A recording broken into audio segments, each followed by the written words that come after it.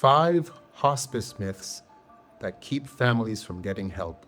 Here is something that has bothered me for years. A huge number of families call hospice in the last few days of life, sometimes the last few hours. They were eligible for months of nursing visits, medication delivered to the door, someone to call at 3 in the morning, help with bathing, spiritual support, respite that they could sleep, all of it, free of charge, under Medicare, sitting there unused. And when I ask why they waited, it's almost never because they didn't need help. It's because of something they believed about hospice that wasn't true. I'm Salon. I'm a hospice chaplain. And today I want to take apart the 5 myths I hear most, because I'd rather you make this decision with real information than with fear. Myth number 1. Hospice means giving up. This is the big one.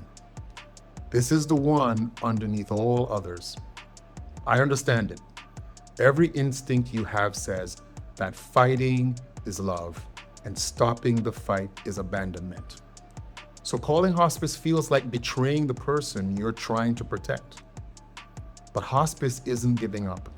It's changing what you're fighting for. Up to a certain point, aggressive treatments buy time worth having.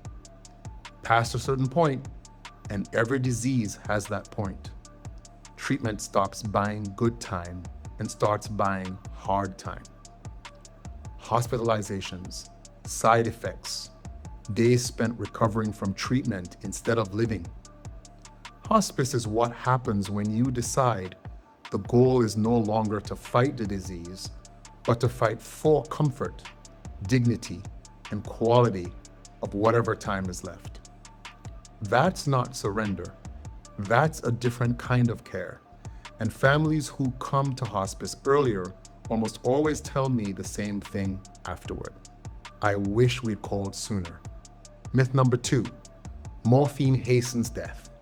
This is the question I get asked more than any other, usually in a whisper, usually by an adult child standing in the hallway. At the doses used in hospice, appropriately prescribed and monitored, no, it doesn't shorten life.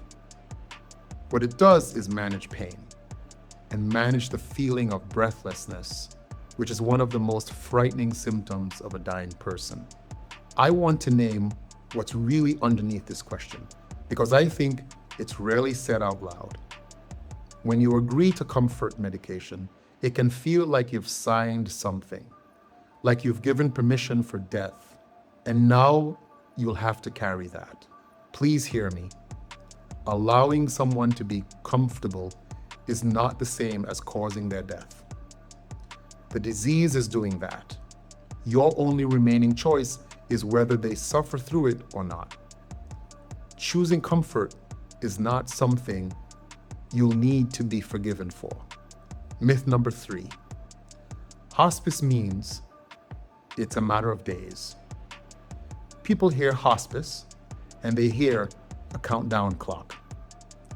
The way eligibility actually works, 2 physicians certify that if the illness runs its usual course, the person's life expectancy is likely 6 months or less.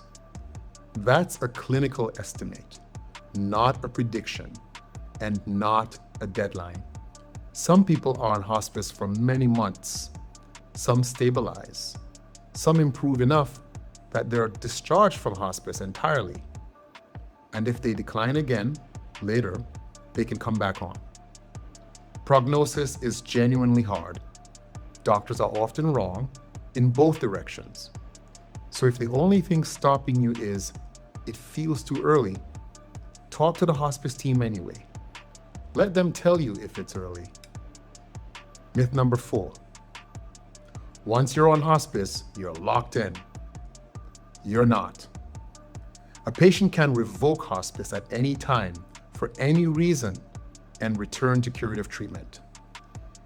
If a new treatment becomes available, if something changes, If the family simply decides they want to try again, you sign a form and you're out. And you can re-enroll later if you want to. It's not a one-way door. It never was. Myth number 5. Hospice is only for the patient. Hospice care includes the family. That's not a slogan. It's built into how the benefit works.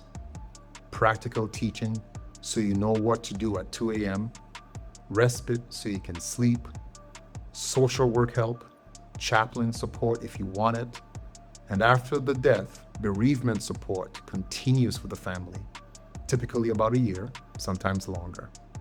Phone calls, groups, counseling referrals. Almost nobody uses it. I think that's a genuine tragedy because the hardest part for a lot of families doesn't start until after the funeral, when everyone else's life goes back to normal and yours doesn't. So let me leave you with a reframe. When people call me about this, they usually ask themselves, are we ready to give up? And with that question, the answer is always no. And the call gets delayed another month. Try a different question. Ask, would support help us right now? That's a different question. And it usually has a different answer. If someone you love has a serious illness and you're wondering about any of this, you can request information, an informational visit from a hospice team without enrolling in anything. It costs you nothing and it commits you to nothing. And you'll know your options instead of guessing. I put out a video every week on exactly this kind of thing. So subscribe if it's helpful, and I'll see you in the next one.